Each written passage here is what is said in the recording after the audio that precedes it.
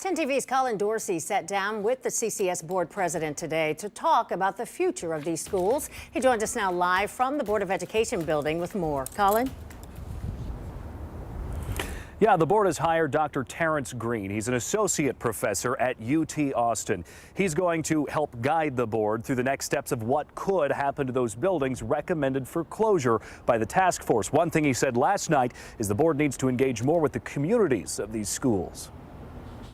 It's a difficult decision for these parents to know that their school may be shut down. How do you cross that bridge? Yeah, I think we cross it by being transparent, by spending the time that we've been spending thinking about how does this impact, hearing from them directly. Columbus City Schools Board President Christina Vera sitting down with me to talk about the future of 9 schools and 1 administrative building, all recommended for closure over the past summer. At Monday's board meeting, Dr. Terrance Green was introduced to help guide them through the next steps. It's coming to the 11th hour, and you all have to make some decisions, is what I'm sensing. It's a big decision to be made, and it's not something that just impacts one person or one group of individuals.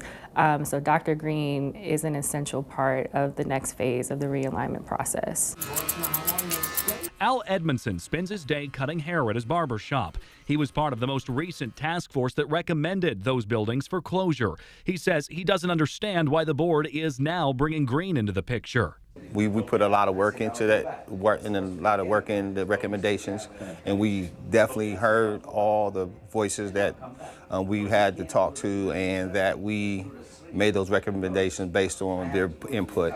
As for when schools could close, that's still uncertain. And this is so early in the steps again. So is it too early to say that we could be looking at closures in the 25-26 school year? I wouldn't, it's too early to say, but certainly, we want to do what's best for students, and we want to do what's best for, their future of their academic experience.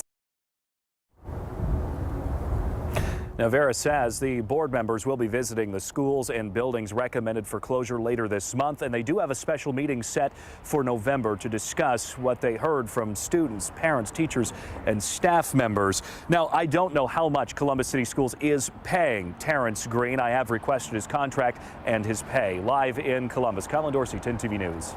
All right. Thank you, Colin.